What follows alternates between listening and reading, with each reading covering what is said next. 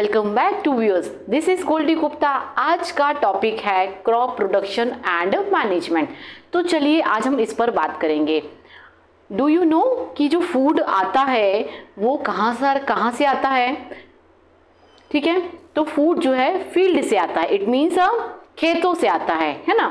तो खेत से थाली तक का जो सफ़र होता है वो तीन प्रोसेस में होता है। फर्स्ट जो आता है वो एग्रीकल्चर होता है, सेकंड जो होता है आपका मैन्युफैक्चरिंग होता है, एंड थर्ड जो होता है ट्रांसपोर्ट्स होता है, ट्रांसपोर्ट सिस्टम। ठीक है, तो one thing good for you childrens की जो आपके टॉपिक में सिर्फ एग्रीकल्चर में ही आपको पढ़ना है। चलिए यहाँ पे फर्स्ट क्वेश्चन बनता है कि वाई वी नीड फूड, हमको फूड की ज़रूरत क्यों पड़ती है? तो we get food for the energy and healthy, हमको एनर्जी लेने के लिए और हेल्दी होने के लिए फूड्स की ज़रूरत पड़ती है। How do animal get food, उनको कैसे खाना मिलता है? And the plants. ठीक है, तो चलिए हम यहाँ पर कुछ टॉपिक्स में बात करेंगे। सबसे पहले आता है ऑटोट्रॉप्स। ऑटोट्रॉप्स क्या होता है? Autotrophs plants can prepare their food by the process of the photosynthesis। जब plants photosynthesis process के थ्रू अपना खाना खुद बनाते हैं, it means air and sunlight and water, इससे plants है ना अपना खाना खुद बनाते हैं। ये क्या कहलाएगा आपका? ऑटोट्रॉप्स। वहीं हम बात करेंगे हेटेरोट्रॉप्स क्या होता है। तो हेटेरोट्रॉप्स जो है it means all living organisms they dependent for their food to the others. ठीक है, मतलब हम एग्जाम्पल्स यहाँ पर ले सकते हैं like human being, birds, animals. हम सब जो हैं अपने फूड्स के लिए प्लांट्स पर या अदर रिसोर्सेज पर डिपेंडेंट होते हैं। तो ये जो है वो क्या कहलाएगा? हेटेरोट्रॉप्स कहलाएगा। क्रॉप प्रोडक्शन, क्रॉप प्रोडक्शन जो है वो क्या कहलाता है? तो जब लार्ज स्केल पे एग्रीकल्चर्स का बड़े पैमाने में प्लांटेशंस किया जाता है, तो वो cultivation of one type of a plant in a large scale, है ना। मतलब कि बड़े पैमाने पर जब बड़े पैमाने पर जब बहुत सारी खेती की जाती है तो उसे हम क्रॉप प्रोडक्शंस कहेंगे और एग्रीकल्चर्स कहेंगे। ठीक है, तो एग्रीकल्चर जो है मतलब यहाँ पर हम देखेंगे कि किस किस का हो सकता है। तो हमारे ग्रेन्स में आता है, यहाँ पर वीट है, राइस है, फाइबर्स है, आपके कॉटन प्लांट्स होते हैं, and vegetables, number of vegetables we grow in a field, and fruits है, आपके जो मसाले आते हैं वो भी। तो अल्टीमेटली हम number of plants growing in a field for fulfil our requirements, अपनी रिक्वायरमेंट्स को फुलफिल करने के लिए हम फार्मर्स जो होते हैं वो इन सब की खेती करते हैं। ठीक है, तो अब हम देखेंगे यहाँ पे कि यही जो है फूड फ्रॉम प्लांट्स, फूड कहाँ से आ रहा है? प्लांट से होकर आ रहा है। इट मीन्स सबसे पहले देखिए कि जो ह्यूमन की जो पॉपुलेशंस बढ़ी, ठीक है, 1980 के आसपास ह्यूमंस की पॉपुलेशंस बढ़ी। तो जब ह्यूमंस की पॉपुलेशंस बढ़ेगी तो सीधी सी बात है ह्यूमंस की डिमांड्स भी बढ़ेगी। ठीक है, तो उसके बाद क्या हुआ? पहले के समय में जो हमारे बेसिक ग्रेन्स होते थे वो थे आपका गेहूं, चावल, दाल। लेकिन अभी आप देख रहे हो ट्रेंड्स में क्या क्या आ रहा है, जैसे कि आपका पास्ता है, पिज़्ज़ा है ना, ब्रेड्स है, सैंडविचेस हैं, है ना। तो इस टाइप के जो प्रोडक्ट्स हैं, फ्रेंच फ्राइज है, ओके, सो इस टाइप्स के प्रोडक्ट्स की डिमांड्स जो है आजकल बहुत ज़्यादा ट्रेंडिंग में है। तो इस वजह से जो फूड है इनका जो रॉ मटेरियल है इनकी भी डिमांड्स क्या है मार्केट्स में बढ़ गई है। ठीक है, तो food from plants, this is finish.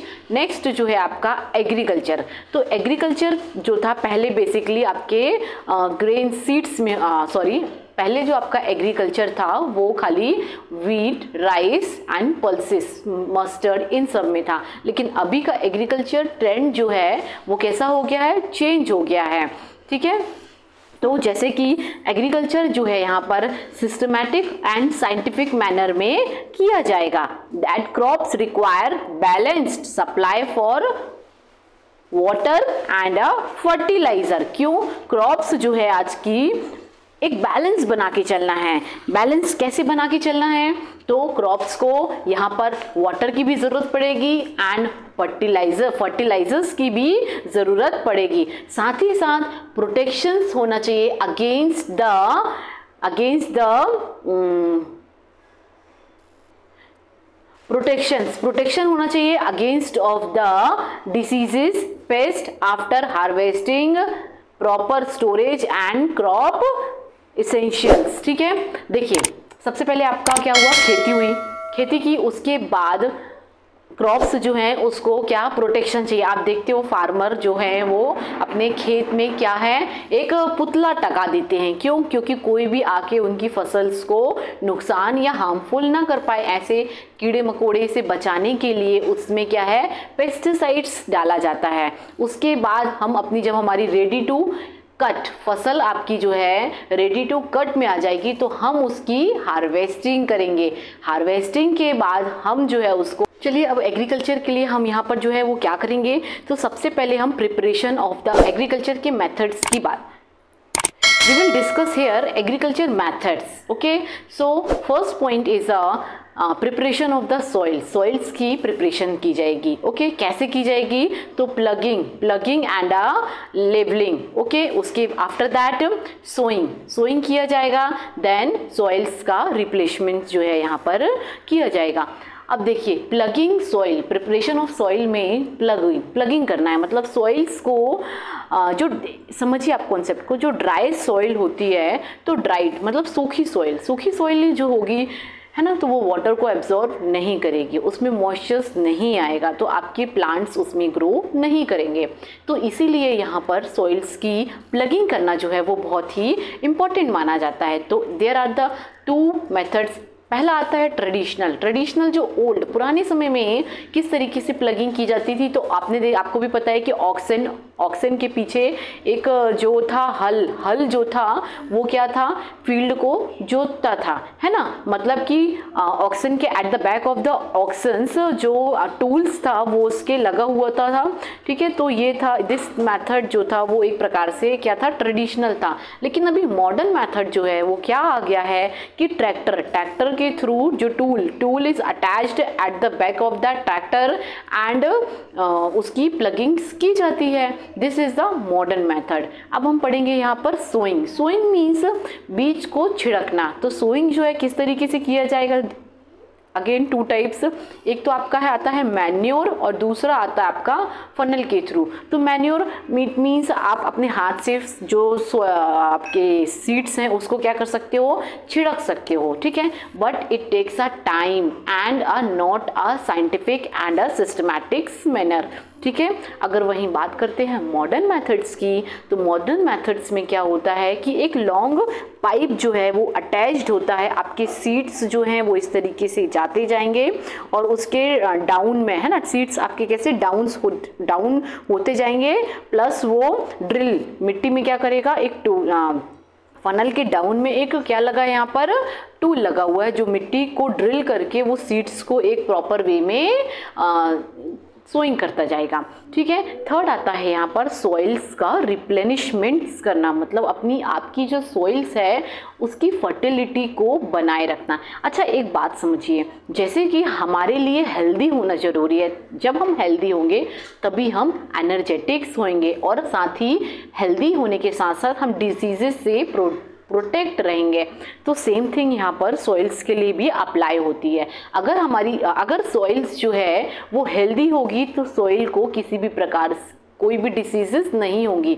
It means यहाँ पर सॉइल्स की फर्टिलिटी की बात करेंगे, मतलब अगर आपकी सॉइल्स अच्छी उपजाऊ होगी, अच्छे सॉइल्स में न्यूट्रिशन होंगे, मतलब सल्फर है, फास्फोरस है, कैल्शियम है, मैग्नीशियम्स है ना, तो प्लांट्स आपके अच्छे ग्रो करेंगे और साथ जब प्लांट्स ग्रो करेंगे तो आपको अच्छी प्रोडक्ट देंगे, मतलब कि वेजिटेबल्स, फ्लावर्स, ग्रेन्स, इन सब की जो मार्केट में डिमांड अच्छी सप्लाई होगी। ठीक है, तो सॉइल्स का रिप्लेनिशमेंट जो है किस तरीके से करेंगे, चलिए हम देखते हैं कि crop take nutritions from soil for their growth. Crops जो है, क्या क्रॉप्स को ज़रूरत क्या लेती है क्रॉप? न्यूट्रिशंस। और न्यूट्रिशंस कहाँ से मिलेगा क्रॉप्स को? सॉइल से। If farmer continue to grow the same crops year after year, तो यदि किसान एक साल तक कंटिन्यू सेम क्रॉप्स को उगाते रहेंगे तो उससे क्या होता है कि सॉइल्स की फर्टिलिटी डाउन हो जाती है। तो इसके लिए एक जो सेकंड मेथड फॉलो करना है वो क्या है? Crop rotation. क्रॉप को एक ही खेत में क्रॉप्स को चेंज करते रहने से आपकी जो सॉइल है उसमें अच्छे न्यूट्रिशंस जाएंगे, साथ ही सॉइल्स की फर्टिलिटी बनी रहेगी। ठीक है, उसके बाद आपका जो थर्ड पॉइंट आता है फील्ड फैलो। फील्ड फैलो जो है यहाँ पर इट मीन्स फील्ड फैलो में सॉइल्स को, आपकी जो खेत है उनको कुछ टाइम के लिए छोड़ देना। क्यों छोड़ देना? उससे क्या हो जाएगा? Dead plants and the animals decomposed and mixed into the soil. मतलब कि जब खेत को आप कुछ समय के लिए छोड़ दोगे तो जो मरे हुए पेड़ पौधे जानवर हैं वो सड़ के गल के मिट्टी में मिल जाएंगे, जिससे कि सॉइल जो है में अच्छी खासी फर्टिलिटी आ जाएगी। मतलब सॉइल जो है वो क्या हो जाएगी? खरीफ क्रॉप है, it is the western monsoon. आपका मानसून कब आता है? In the month of the June. मई जून में आपका मानसून आ जाता है। तो which is the maize and the paddy, है ना। तो ये जो है खरीफ क्रॉप्स कहलाती है, डिपेंडेंट ऑन द मानसून के आने पर। ओके, क्यों? क्योंकि इनको बहुत ज़्यादा पानी की ज़रूरत होती है और पानी जो है कहाँ से? मानसून से मिल जाता है। वहीं अगर आप बात करें ओके, तो एक खरीफ क्रॉप के लिए आपका जो शॉर्ट फॉर्म है जो means June to October. First point is a June to October. Second, this is the monsoon crop and example you can take maize and the paddy. ठीक है, उसके बाद आता है आपकी रबी क्रॉप। रबी क्रॉप्स जो है NA, okay, November to October. तो आप क्या बोल सकते हो? ना। Okay, November to October, it is growing in the month of the November to October, which it means ना is a November to October. ठीक है, वही आपका सेकेंड पॉइंट आता है कि this is not dependent on the monsoon. देखिए आपके नवंबर में कोई मानसून नहीं होता है, तो यहाँ पर जो है ये क्या है? मानसून पे डिपेंडेंट नहीं रहती है। आपकी ग्रेन्स आप ले लीजिए, यहाँ पर वीट्स हैं एंड ग्रेन्स हैं एंड बार्ली है ना। It is growing during the month of the November to October and okay. अब एग्रीकल्चर प्रैक्टिसेस के लिए रिक्वायरमेंट्स क्या क्या हैं? तो हमने देखा रिक्वायरमेंट में कि हमने सॉइल्स की प्रिपरेशंस कर ली, सोइंग कर दिया हमने। अब हम उस पर adding manure and fertilisers, soils का रिप्लेनिशमेंट हमने किया। अब हम यहाँ पर उसका इरिगेशंस करेंगे। आफ्टर दैट क्रॉप प्रैक्टिसेस करेंगे, क्रॉप्स का प्रोडक्शंस करेंगे, देन हम उसका हार्वेस्टिंग करेंगे, फिर उसका स्टोरेज करेंगे। चलिए, तो I have discuss already soil preparation हमने पढ़ लिया, सोइंग पढ़ लिया है यहाँ पे, है ना, एडिंग मैन्योर एंड फर्टिलाइजर्स। ठीक है, तो देखिए आपके जो मैन्योर्स हैं, मैन्योर्स में आपके ट्रेडिशनल खाद, मतलब आप wastage of the animals toxics, ठीक है, नहीं, या फिर आप सड़े गले जो आपके क्या होते हैं वेजिटेबल्स होते हैं, में आजकल डिमांड्स बढ़ रही है फूड की, तो ज़्यादा पैदावार करने के लिए फार्मर्स जो हैं आजकल क्या कर रहे हैं? फर्टिलाइज़र यूज़ कर रहे हैं। एक बात याद रखना, फर्टिलाइजर्स तो ठीक है, लेकिन ज़्यादा फर्टिलाइज़र डालने से क्या होती है? आजकल डिसीजेस जो हैं बढ़ रही हैं। ठीक है, तो यहाँ पर नीम कोटेड यूरिया का इस्तेमाल किया जा रहा है, जो कि बहुत ही अच्छा प्रोडक्ट्स फर्टिलाइज़र्स माना जाता है। अब हम यहाँ पर हार्वेस्टिंग करेंगे। तो हार्वेस्टिंग जो है, हमारी फसल जो है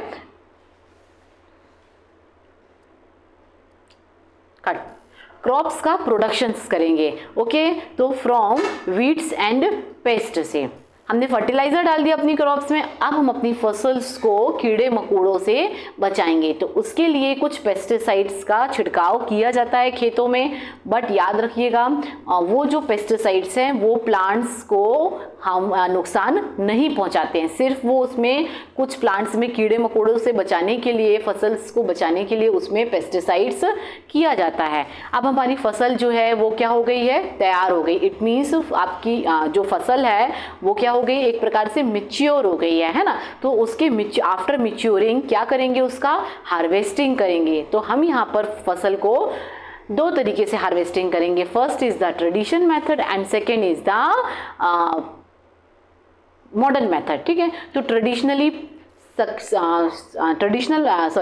मेथड पे एंशियंट टाइम पे जो फसल थी उसको सिकल से काटा जाता था। ठीक है, तो it takes a lots of time को कंज्यूम करता था। तो इसीलिए मॉडर्न मेथड्स का यूज आ गया। थ्रेशर, ट्रैक्टर के थ्रू अब पूरी की पूरी फसल्स को क्या किया जाता है, थ्रेशर मतलब काट दिया जाता है। ठीक है, उसके बाद देखिए आपकी जो सीड्स हैं, तो जो शेफ है वो उड़ के क्या है, एयर हवा के थ्रू उड़ के दूसरी जगह चला जाएगा, और जो ग्रेन्स होते हैं हेवी पार्टिकल्स होते हैं, तो वो आपके फॉलन डाउन एंड क्या होते हैं, वो इकट्ठा हो जाता है। ठीक है, अब उसको हम क्या करेंगे, विनोइंग करेंगे। इट मीन्स अब उसमें जो भी पार्टिकल्स,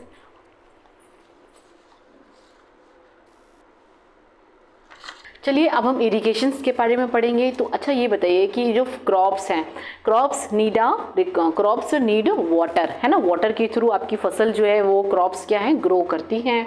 तो यहाँ पर हम traditional method and modern methods के बारे में पढ़ेंगे। तो अच्छा, जो पैडी मीन्स धान की खेती जो होती है, it needs lots of the water. Okay, तो पैडीज का क्या किया जाता है, यहाँ पर ट्रांसप्लांटेशंस किया जाता है। मतलब पहले पैडीज को इतने जलभराव में क्या होता है, खड़ी फसल के साथ खड़ा किया जाता है, फिर जब वो ऊग जाती है तो इसको ट्रांसप्लांटेड किया जाता है अदर्स प्लेसेस पे।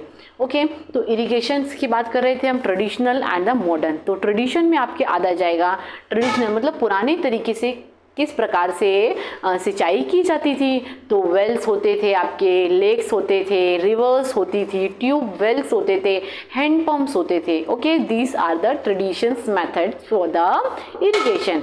अगर हम बात करते हैं मॉडर्न मेथड की, तो मॉडर्न मेथड में आपके आजकल स्प्रिंकल सिस्टम्स आ गया है और ड्रिप बाय ड्रिप आ गया है। इट मीन्स स्प्रिंकल, आप देख रहे हैं किस तरीके से फुहारा लगा हुआ है और ये फुहारा ये रोटेट करता रहता है। ठीक है, this is the rotating and आपके हर प्लेसेस में मॉइस्चर जो है वाटर्स का इक्वल डिस्ट्रीब्यूशंस होता है। It saves a water. ठीक है, यहाँ पर क्योंकि जो सॉइल है जितना उसको मॉइस्चर चाहिए है उतना मॉइस्चर मिल जाता है, तो यहाँ इसलिए यहाँ पर जो है वाटर सेव होता है। अगर वहीं बात करते हैं ट्यूबवेल और आपके जो ओल्ड ट्रेडिशन इरिगेशन सिस्टम था, इट मीन्स वेल्स, लेक्स, तो वहाँ पर वाटर क्या था, बहुत ज़्यादा वेस्ट होता था। तो उसको सेव करने के लिए यहाँ पर मॉडर्न मेथड्स आए हैं। ठीक है, अब ड्रॉप बाय ड्रॉप देखिए, नियर द रूट्स के नियर क्या होता है, ड्रिपिंग सिस्टम्स में ड्रॉप बाय ड्रॉप्स रूट्स के पास पानी जो है जाता है। कैसे, आपके जहाँ जहाँ पर क्या है जिन रोज में प्लांट्स लगे होते हैं वहीं पर आपके जो लॉन्ग पाइप होता है और उस पाइप में होल होते हैं। कहाँ पर होते हैं, प्लांट्स के रूट्स के पास ही, तो जिससे धीरे धीरे पानी उन पौधों को मिलता रहता है, प्लस वाटर जो है बहुत ज़्यादा सेव होता है। तो हम यहाँ पर लिख सकते हैं कि this method is useful for the areas okay and acute water shortage, जहाँ ये मतलब वहाँ पर ज़्यादा सक्सेसफुल है जहाँ पर पानी की शॉर्टेज होती है। साथ ही आप एक नैरो पाइप्स और ट्यूब्स के थ्रू इसमें क्या है, वाटर जो है सप्लाई होता है, प्लस ड्रॉप बाय ड्रॉप जो है नियर द रूट्स के छोड़ता है ये। So no wastage of water in this matter. Okay, अब हम जो है वाटर्स का अब यहाँ पर हम स्टोरेज करेंगे। तो आपने पढ़ा कट, हार्वेस्टिंग में हमने देख लिया। विनोइंग जो है वो क्या कहलाता है कि आपका जो ग्रेन्स था,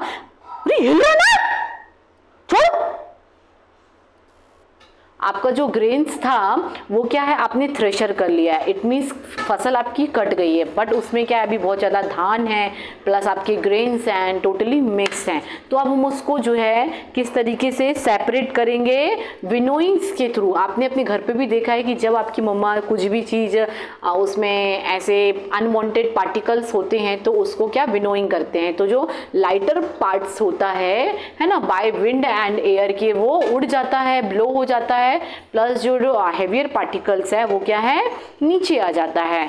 ठीक है, अब हम यहाँ पर स्टोरेज करेंगे। तो याद रखिएगा जब फसल्स आपकी कट जाती हैं सब कुछ स्टोरेज के लिए, वन कंडीशन इज देयर कि आपके ग्रेन्स में मॉइस्चर्स नहीं होना चाहिए।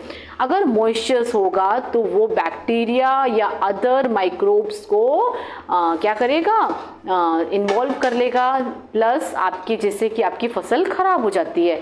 तो हमको स्टोरेज करने के लिए जो है टोटली ग्रेन्स का मॉइस्चर्स जो है वो रिमूव करना है। ठीक है, तो इट मीन्स हम डेफिनेशन यहाँ पर ये बनती है कि harvested food grains often contain more moisture than suitable for their storage. Okay, it means these grains जो हैं वो sun dried before the storing.